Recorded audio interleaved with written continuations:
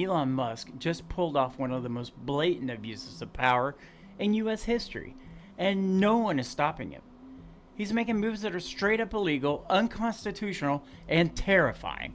This is a government coup happening in real time right in front of our faces. Let's start with the most insane part.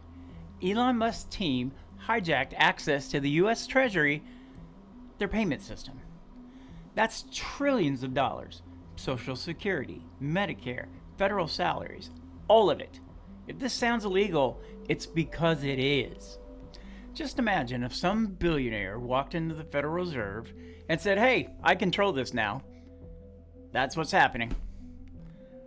And the people in charge? They're either too scared or too complicit to stop him. Then there's USAID, America's Foreign Aid Agency.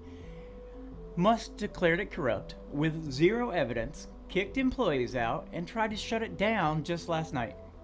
But here's the problem. He legally can't do that. Congress controls the budget on USAID, not Elon Musk. He will cause people to die of starvation.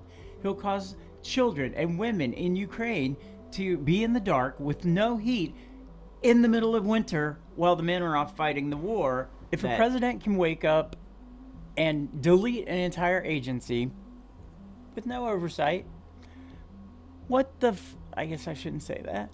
What stops him from deleting your rights next? Oh, but it gets worse.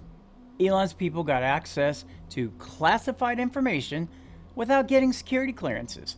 As somebody who used to have a top secret SCI security clearance, they would be in prison or dead if they tried to do that where I used to work. Let's just leave it at that. And when the actual experts tried to stop them, they were put on leave and later resigned. This isn't just illegal, it's a threat to national security. Then Elon's team hacked into the Office of Personnel Management, which is basically HR for the government, and seized data on 2.2 million federal employees. That's your government's entire workforce. And guess who's in control of that data now? Elon freaking Musk. Imagine if you walked into your company, even if it's, a small company, less than 100 people, and if he took all of your HR data and said, "I'll do with this what I want." How would you react? He's got your name. He's got your social security number.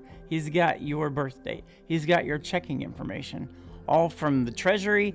And if you're a government employee, they've got even more from the Office of Personnel Management.